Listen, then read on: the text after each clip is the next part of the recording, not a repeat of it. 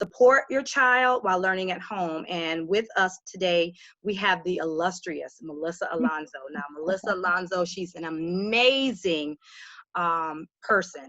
She's not only was a former Teacher of the Year for Hillsborough County, all over the county. She was Teacher of the Year.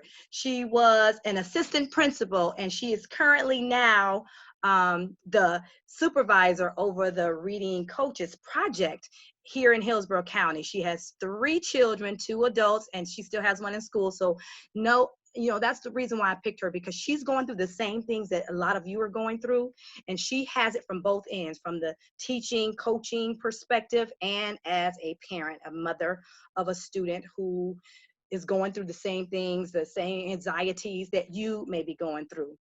So throughout the session, we're asking everyone to please, please, please keep it on mute, and please hide your video so that we're all in sync with the internet, so we don't have any breakthroughs. And also, please use the chat. So if you hover over the bottom, you'll be able to see the chat. Ask any question. I will be fielding all the questions and be able to ask Ms. Alonso those questions when we come time. So if you don't hear anything, hit your mute button. You should be able to hit your own mute button or turn it up because we are talking. All right, so without further ado, Melissa, thank you so much for being with us today. I'm so happy, and I'm excited about the presentation. Take it away. Well, thank you, Angela. I appreciate it. So a couple of things. So I have my phone with me. So if anything happens with sound, or if I get delayed, text. That way I can keep up. I also will be sharing my screen with you, and also will be monitoring chat to answer questions. Angela, would you clarify for us, will we also be getting translation help for those who need help?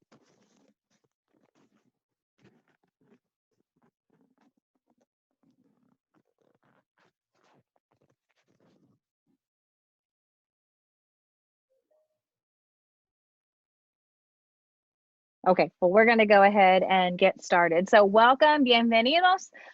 Vamos a hablar de la lectura. We're going to be talking about reading. We're going to be talking about literacy. Sorry, Melissa, you don't have to translate. We're going to do this. So if you are a Spanish speaker, could you let them know if they're Spanish speaking? We're going to do a separate video for in Spanish solamente. So that's okay. Probably later this week. Okay. Ok, so van a tener otra fecha. Si hablo solamente en español, entonces van a tener serían en español también en otra fecha, pero puede quedar con nosotros si quieres. All right, so we're going to begin talking a little bit about literacy and what we can do at home. And my focus is not about all of the online learning that we're trying to do right now. It's a big lift, and we thank you for your patience. We know that internet can be challenging. Getting technology can be challenging.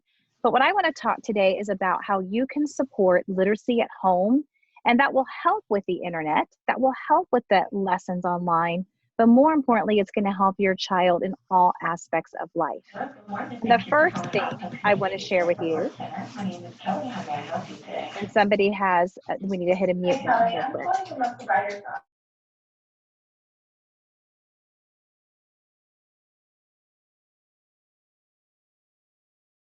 I understand what we're going through. I understand how you're feeling as a family, because it's happening in my house. If you take a look at my sailor, this is Brianna. She just graduated as a nuclear engineer, and I couldn't be there for her graduation. They didn't allow us to travel, and they canceled graduation.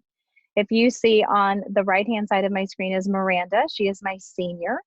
You can see this is still her stock photo. We haven't even had a chance to finish ordering her senior pictures. So we're all stressing as families and parents right now. We want to stay healthy, we want to keep our jobs, and we want to be there for each other. But the number one thing we can do for our children is help them develop literacy. Even right now with what's happening in the world, is the news that we're reading and is the news that we're following a good source of information? Do we question the information? So one of the things that literacy does for us is it helps us be critical of the things that we see and the things that we hear and the things that we read. Today, I'm going to talk about 6 major areas. I'm going to talk about talking, reading, writing, family game night, music lyrics, believe it or not, and tools, fun tools that you can find around your house or even in the dollar store. So the first thing I want to do is talk about talk. Why is talk so important? First of all, talk is free. Talk does not cost us any money, but what we do and what we say is very important, and it has a lot of value for our children. Talking can help us teach, it can comfort, it can also hurt if we're not careful. One of the things you can do at home with your children is to have what we call a conversational turn.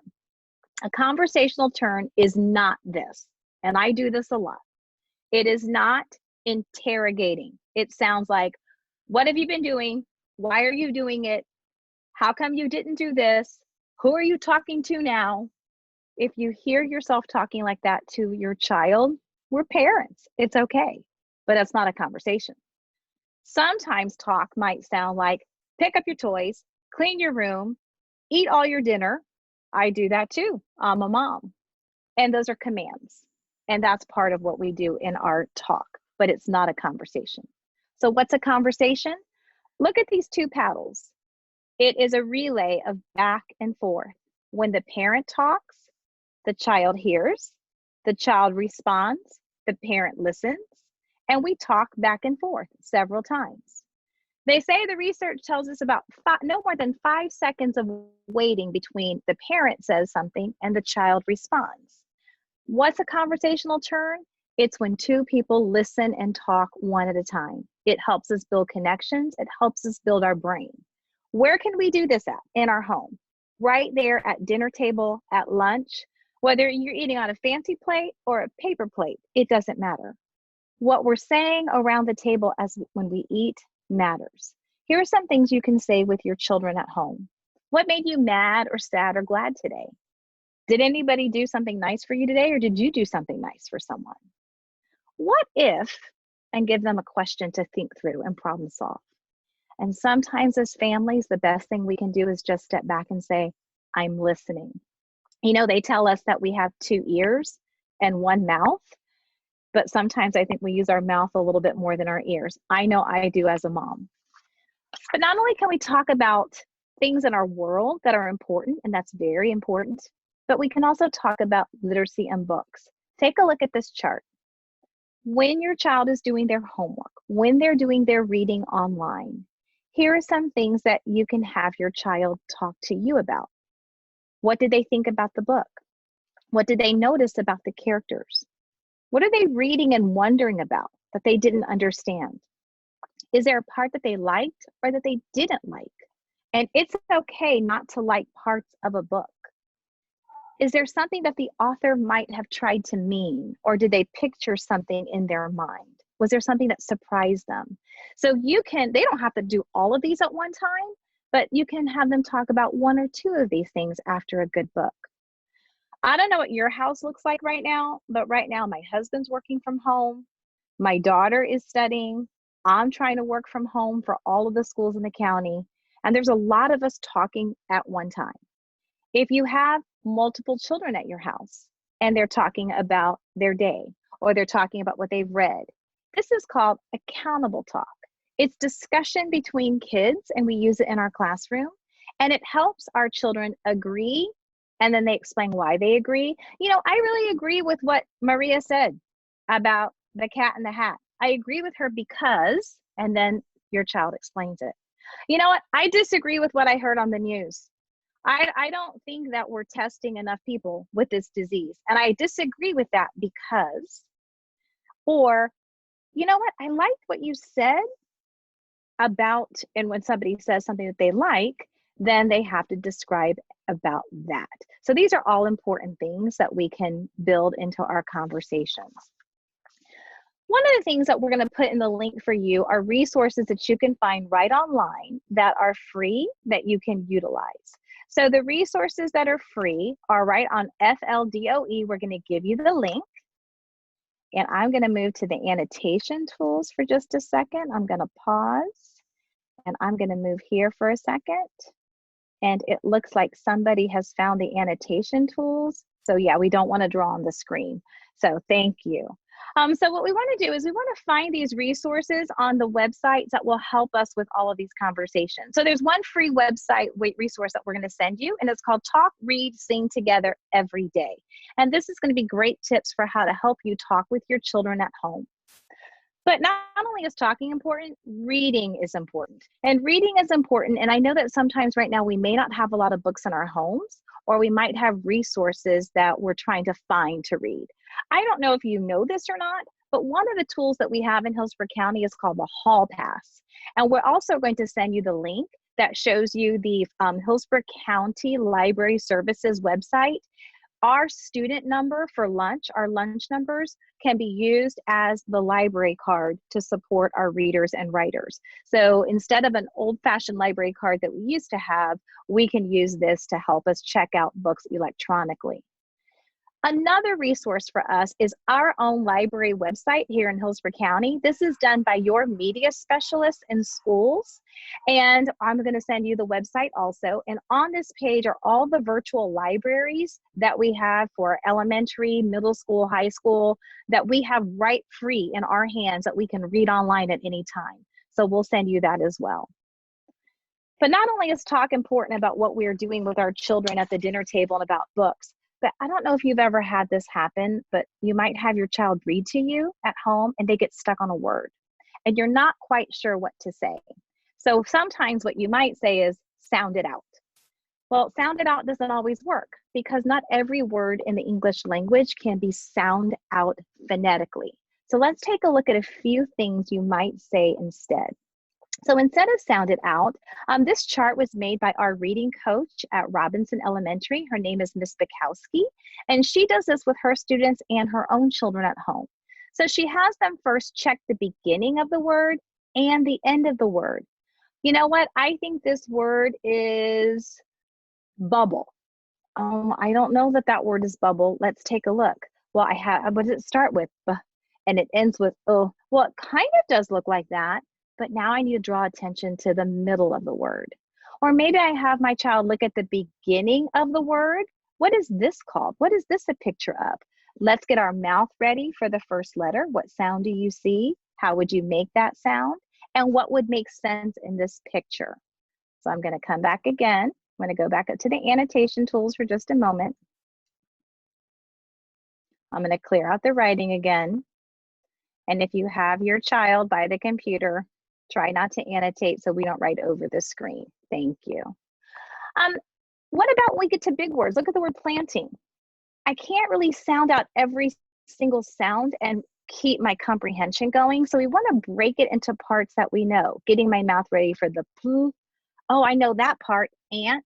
Oh, and I know ing, ing. That's a chunk that I know. So we're going to chunk that word into pieces. And then we're going to look for parts that we know. Look in the word stand. I know the word and. Oh, and this word. Oh, I know the part that's in C, sheep. So these are different tricks that we use besides sound it out. But I'm also going to show you now a little video from Stephanie. She made a quick video to take us on a field trip of her house. She is a reading coach. She has 2 of her own children. And let me tell you that just because we're teachers doesn't mean our children listen anymore. Sometimes they don't think the teachers in the household know what we're talking about. So let's take a peek at what Stephanie does with her children at home.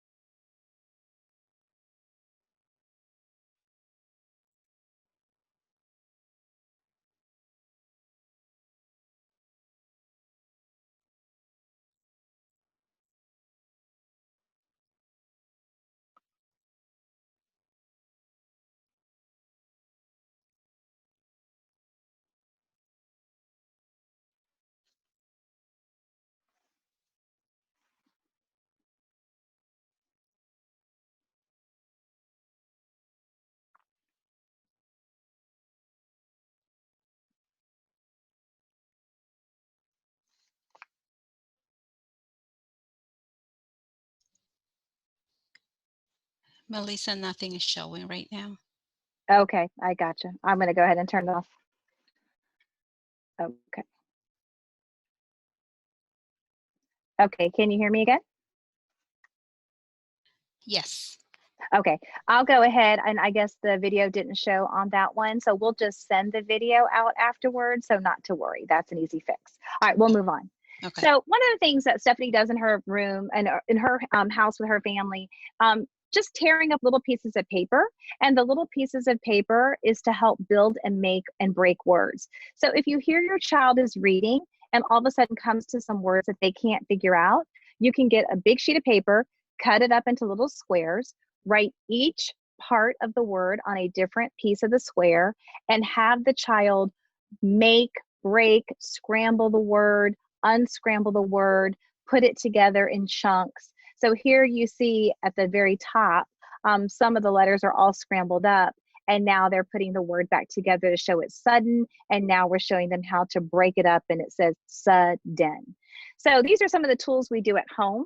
But this icon here is iReady. You might have heard about iReady. And when your students are on Clever and on Edsby, you might see them go on iReady. And iReady allows students to practice word solving like this.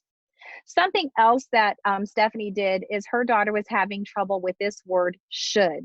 For whatever reason, she was stuck on this word. So she created a sight word scavenger hunt. Wherever Ava looked, that word that she needed to practice on was where she was going. It was over in the kitchen. It was on the door by the patio before she would go outside. It was in the bathroom before she would brush her teeth. It's even in the refrigerator when she goes to get her favorite snack. So sometimes we need repetition over and over. So that's something simple we can do with our students and our children who might be having trouble with a few words that we just keep getting stuck on.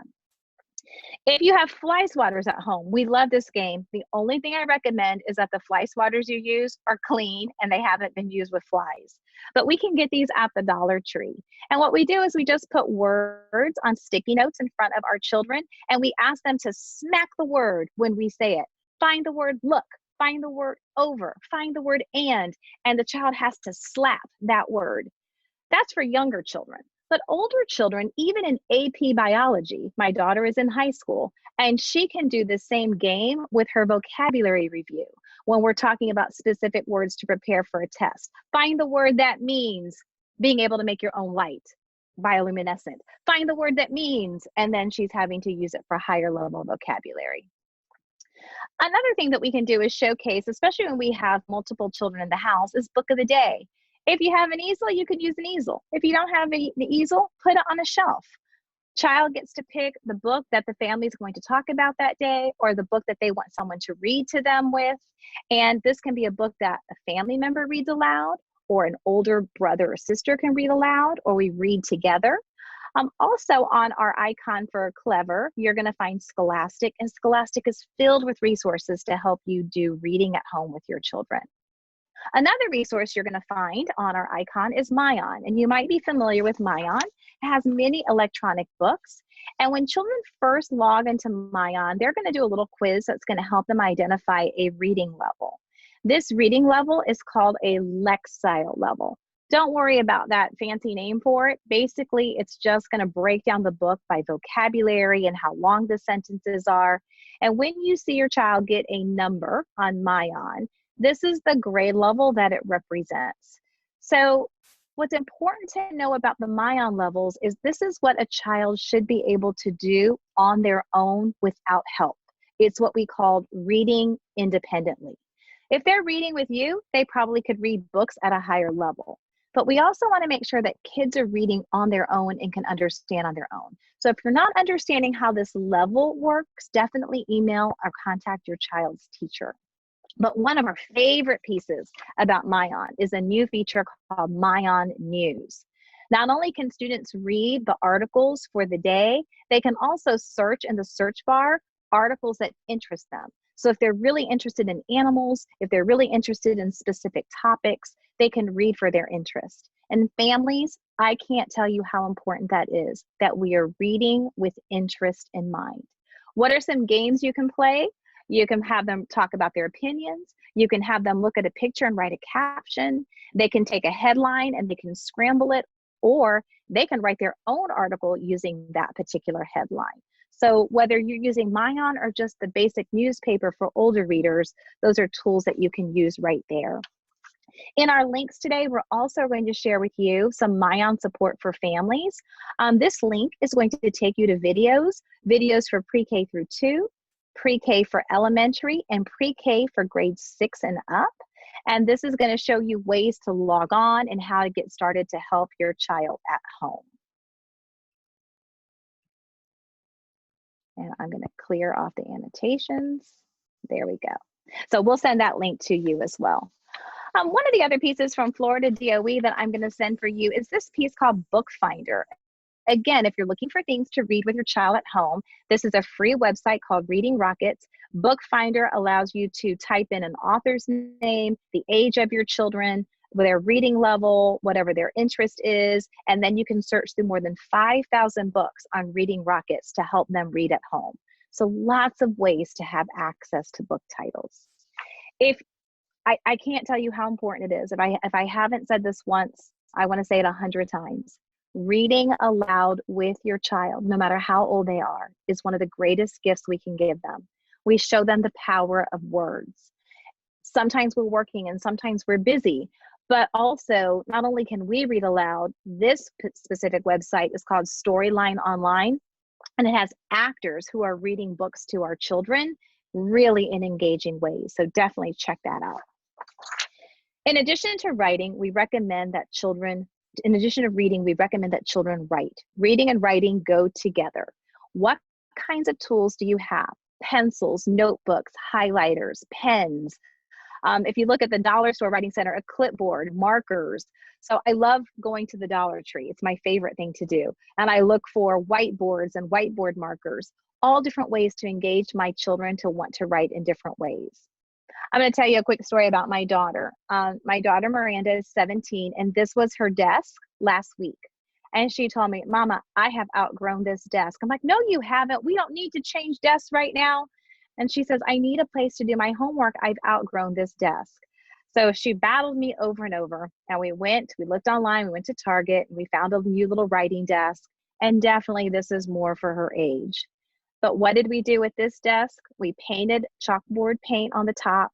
We have pretty little door pulls, and one of our little students now has a new desk so that she can do her own writing area. So just look at your old furniture, paint it, add some color to it, and you're going to have a new fresh space to help your children want to write. What can we write?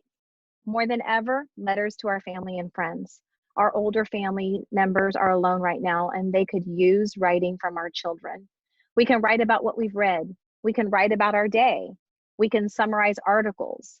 Right now, with everything that's happening in the world, I'm even journaling because it's going to be a primary account later on for somebody else. How can you help your writer at home when they get stuck? Sometimes our readers get stuck on words, our writers get stuck on words. So instead of how do you sound it out, when a child asks you, how do you spell this word? Well, you definitely can tell them, but then they become really dependent on you. You can give them a dictionary, but sometimes they're not sure where to start. Here are some things we can say. Tell them, say it slowly. Write the sound you hear. If you're hearing the word twist, here we go. Let's try it out. Twist. And to keep stretching it out slowly to help them hear each sound. Maybe I'm going to tap out the syllables. My name's Melissa. Melissa. How would I spell that? Mel is sa. I'm going to spell each tap, but each tap has to have a vowel. A-E-I-O-U. Also, I could use what I know. If I know the word book, yeah, but I don't know how to spell the word look. All right, here's the word book. Let's see if we can write the word look, cook, shook. We call that spelling by analogy. So these are some things that you can say when your child gets stuck. We are a game night family. And I don't know if you believe that games are literacy, but games are literacy. Directions, sequencing, following directions. This really spoke to me, and just take a moment to read this. When children are having a difficult time, they don't come to us and say, hey, I had a hard day, can we talk? Sometimes they'll say instead, will you play a game with me, or will you play with me? And I know parents right now, it's hard to find time. We're working from home. We're trying to cook. We've got everybody on top of us. But even my 17-year-old, when she says, hey, mama, will you play with me? And she wants to play Scrabble or a board game, I stop what I'm doing because I know she needs to talk. But also games help me do these things. Helps me build communication skills, helps me build spatial sense, helps me problem solve, helps me think strategically, and helps me develop attention. I don't know if you've noticed this, but our children are really busy doing this all the time. And they're always on, they're following all their videos and YouTubers and Instagrammers, but this helps them focus strategic time. So think about game as attention building. Have you ever thought about song lyrics? Now, you got to be careful with some of the song lyrics. My daughter's real into TikTok right now, and my husband plays the saxophone. So he and my daughter created their first TikTok together. But you can look up lyrics online, you can print them out, and you can do something that we call close reading. Have them read the lyrics and figure out, what is this song about? We call that the main idea. And have them share what they think it's about on a paper just like this. I read this lyric, I think this is what it's about.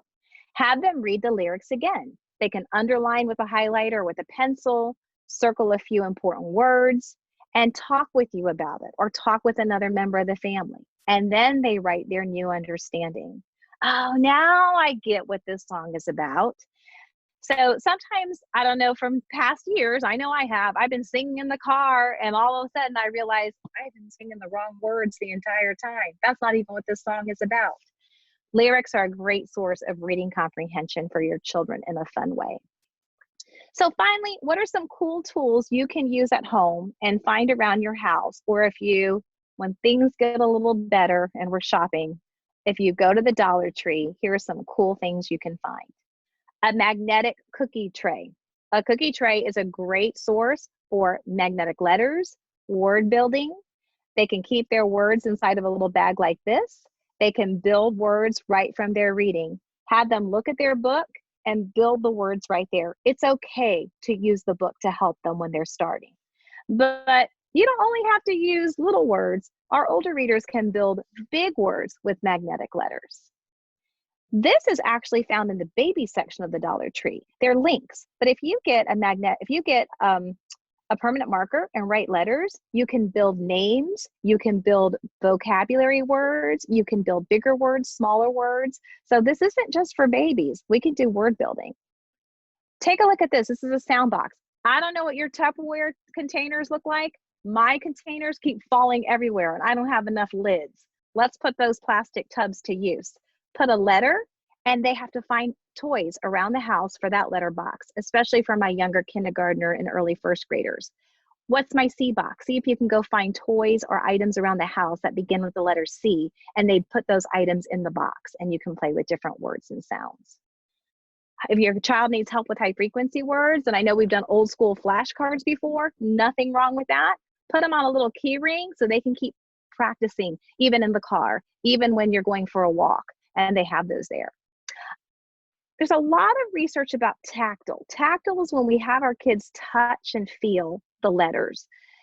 This can be done with simple letters. It could be complex spelling patterns. This can be a box. It could be sugar. It could be sand. It could be flour. Anything where I can actually put my fingers and touch and make the sounds or the letters that I'm practicing in my reading or my spelling. And that's a great tutoring skill.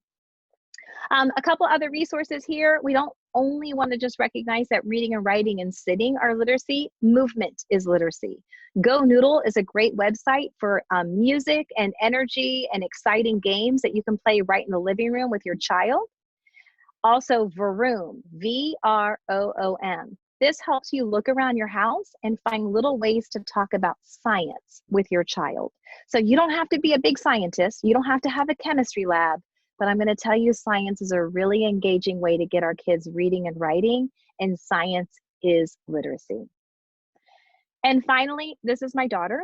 I'm going to come back to, again, I'm a parent, and I don't want to get emotional because her senior year it's slowly coming to a halt. She missed her prom. We're all trying to figure out what's going to happen with graduation. So please know that I'm a mama before I'm an educator. One of the things that she does at night is she brings art into our home. She pulls YouTube videos out. She gets out an entire tub of paints and has me sit with her and teaches me from YouTube videos how to paint. And then her prom dress is sitting in her room. She has not been able to wear it, and she didn't get a corsage. So we ran out and we got a little bike over at Walmart and put some flowers in on her prom day. And now Mama and her, we go on bike rides and we talk about nature and we talk about science and we just talk as mom and daughter. And the final thing I want to leave you with is that your home is so important to what we're doing in education. We need you. And you are the fertile soil where our children learn to speak, read, write, listen, and compute. And without you, we can't do this work. I hope you took some ideas away that you could use for your family. I wish you the best of health. I wish you the best of family. I hope all is going well in your world with jobs. And we are thinking about each of you. I am an email away. Angela will be more. Angela, please share my email with anybody who needs it and the links, and we can keep this conversation going of how we can help our children. Thank you for our time today, and I'd love to hear any questions that we have together. All right, thank you, Melissa. That was great, and I was so intrigued by all of the tips that you have, like the small little tips that we can do and that are free. And I did want to remind parents that you, just like Melissa reiterated, are the support of your child's learning at home. But those are just tools that you can do. Always rely on your child's teacher to give you any above and beyond any of those activities, but these are the activities that are going to help just support what they're learning, what they're doing at school. So at this time, if you have any questions, you can go ahead and ask, and Melissa will be more than happy to. Most everybody's just saying thank you for the ideas. Someone did have a question about the HAAL website. Wait, what was that? So I didn't mention Khan, but I'll type that in here. So Khan Academy, I'll put this in the chat. Khan Academy is wonderful, especially for math. I didn't share that I'm also a student right now at USF for doing my PhD. So I'm doing stats online, and it's making me think very carefully of how stressed children are online, because my class is very stressful online. So going to tools like Khan Academy is a very helpful tool. Also, some of you asked about YouTube. So what Miranda and I just do is we look for art on YouTube, and we scroll through some videos and see what we're kind of in the mood to do. But they have doodling, like real simple, like cartoon drawings you can do. There's fancier, types of painting. We definitely have learned that we don't have the right art brushes, but hey, we're winging it. My daughter holds art class at 11 o'clock at night, and you know what? When my daughter says, Mama, let's go paint, guess what I'm doing right now? At 11 o'clock at night, I'm going to go paint. So some of the resources are on YouTube, but not all. So we're going to, so the YouTube channel that Angela, I think that they're referring to, you're going to put the links on the YouTube channel. Is that correct? I want to make sure I'm reading that. Okay. So, and what YouTube channel do they go to? So I just posted the YouTube channel. That's the link for it, but I'm going to show them as soon as we finish. I just really thought that video of the reading coach at Gibsonton, Melissa, was Robinson. Robinson was very, very helpful. I don't know if you're able to come out of what you're doing and copy the link and try to play it for. Okay, and I will. So let me go ahead and stop. I'll stop the share here. Do you want me to play the video now for anybody who's still watching? Yes. I think we still have a full house. Okay, you got it. All right, let me get out of here. All right, let's try this, because I also have the video done. While she's talking, if you want to go to that YouTube page and subscribe to it, we're recording this one, and there are other recordings of other webinars that have been held throughout or for the last 11 months, so you can access any of them. So the links will be in there. We'll probably try to have it by the end of this week. All right. Okay, let me try this. Could you see the video coming up? I see the video, yes. Okay, let's test it and see if it works now. Sound. Could you hear it? I didn't hear the sound. I wonder why the sound. It worked when you and I did it before. I know. That's why I really Okay. tried. All right, hang on. Let me go back to another way. Okay. If not, I will, you know what? Let's just do this, Ange. I'll just send you the Link. I have the movie and we have the link, and then we'll just do it that way. So that way Okay. to honor their time. Perfect. Perfect. Okay, I'm scrolling through any more of the questions. The Okay. question was, does the work show up on Khan Academy or something else? Oh, you know what? That's a good question. I don't think I know the answer to that one. That I don't. And Angela, I was going to share with you myON, because I shared with some about myON. They said that they're also willing to do a parent chat with you as well, if anybody wants to come on and learn how to use the sources from myON. Great. So that they have a whole bunch of, because they can really dive into myON and show them all the pieces. So Perfect, because I know a lot of the students are on myON now. I know, Melissa, I do have a question. I know I don't have students. I don't have children at home. I'm an empty nester. But I know a lot of the questions were about timing and how much time should be spent in the area of reading. Let's say they finish their reading assignment at home. That the teachers assign them, what in addition, like if they're building their schedules, because Monica McPherson talked about building good schedules last week, how much time should they be spending in the area of reading? So during the regular school day, we schedule 2 hours a day for reading and writing. In the online learning, they tell us to schedule about half of that. So right now for online learning, the recommendation is about an hour, more or less, for reading and writing. But that's online and screen time. So beyond that, I think that reading also can be happening when they're doing their science lessons. I think that reading and writing is also happening when they're doing math word problem solving. So I think that what we traditionally call reading and writing might be that, oh, we see them sitting down with a chapter book or we see them with a notebook. I think there's lots of ways that they're reading and writing. But I do think that reading independently, a lot of the research shows that 20 minutes a day just of them curling up with a good book. And a good book can be a picture book, poetry, the newspaper, a kid's magazine. It could be all different kinds of things. Don't limit what our children read. But just that they're reading for 20 minutes independently, I think that that's going to give them great access to vocabulary. So, but I would just say let them read what they want. And if they want to read a graphic novel, do it. If they want to read cartoons, do it. As long as they're reading on their own and comprehending. So I still think that's important in addition to the online learning.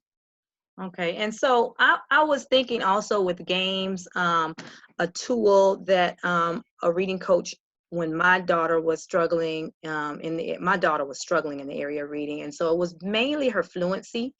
And could you give some suggestions about games or activities that can be done at home to help with fluency? Okay, so I'm here at my desk.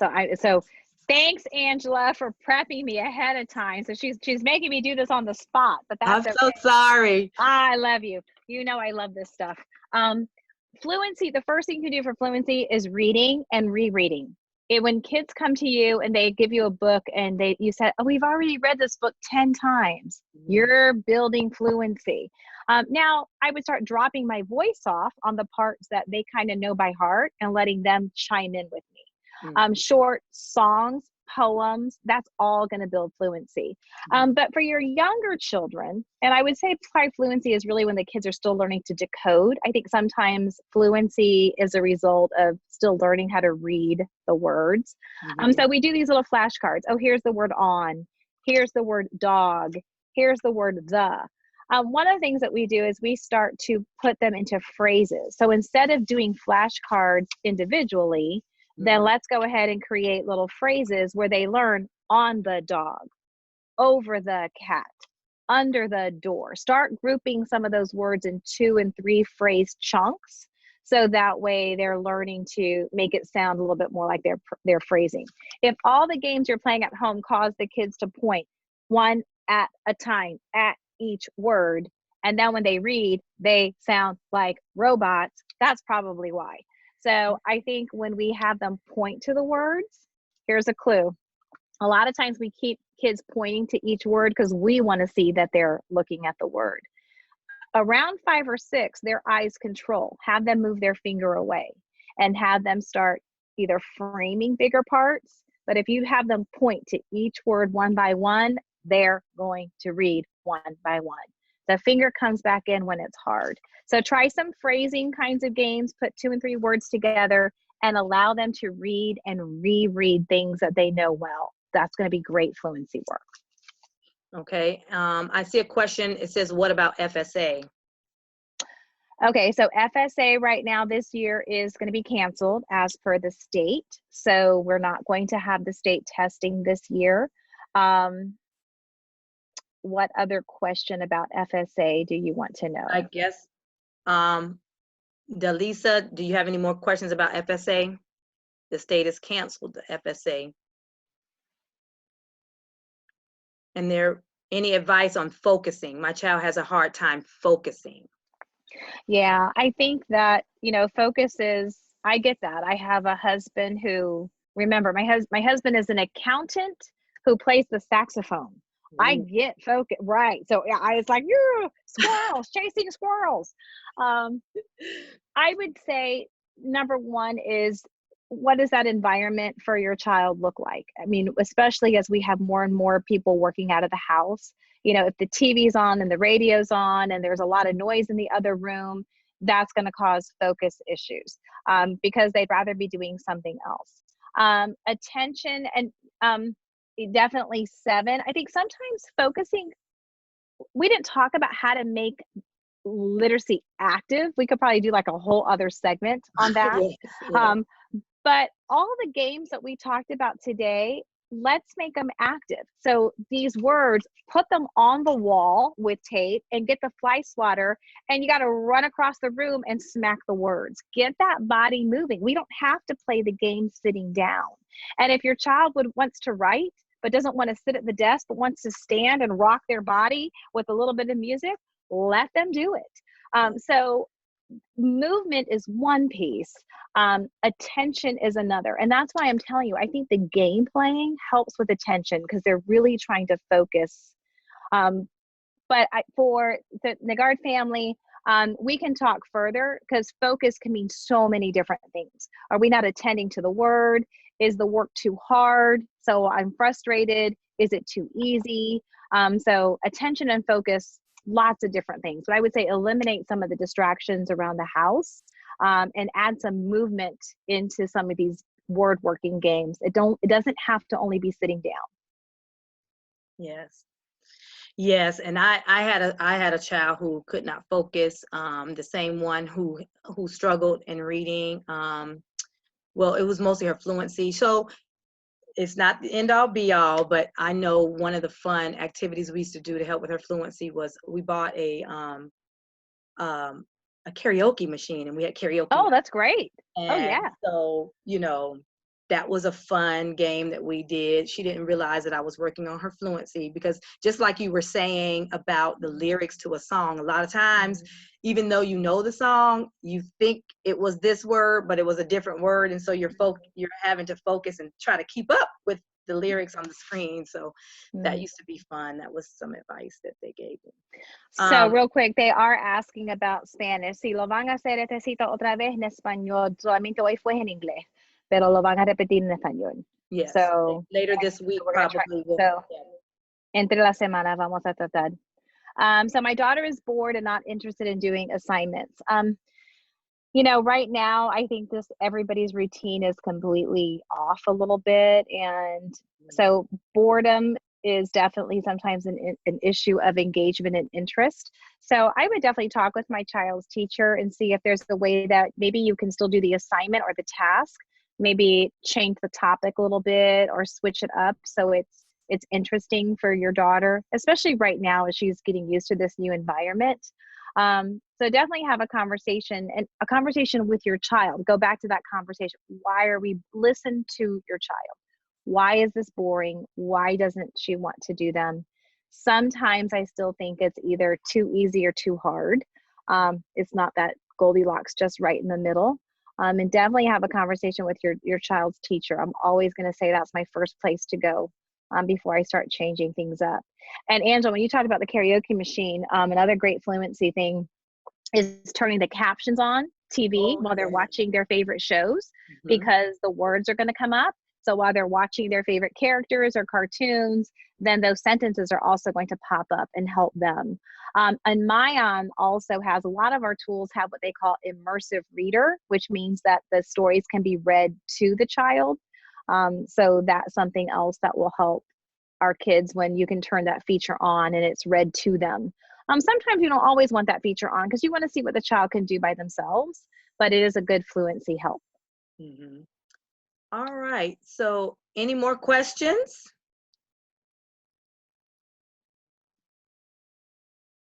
All right, so with that, we want to thank you all for being with us on this evening, and I hope some of the strategies that Ms. Alonso shared with you today really, really are going to help impact your child, because even though the teacher's not there, they still have lessons in reading, but this is a way that you can support so that your child doesn't go backwards. So this is just ways to keep moving them forward, and that's all we want, in practical, simple ways. And so again, these will be posted. I did send you the link to the YouTube page where all of the videos, that if you miss it, if you weren't able to get in, I know we were capped at 100, but you can share that link with your friends and your family members to make sure that, so you're not able to have to articulate it. And all of the websites that she referred to will be posted underneath in the section underneath on the YouTube page. So with that, I'll also send the video. I'm going to send the video separately of Ms. Bukowski, her little 3-minute of what reading can look like at home, and we can upload that as well. Thank you so much. Okay, you're welcome. Thank you, Ms. Alonso. I know you have such a busy schedule, and she's so important in our district. Like she's like, I just appreciate her coming on and sharing today with you. So with that, we love it. Thank you. Have a safe and great evening. All right, take care, guys. Bye-bye. Bye-bye.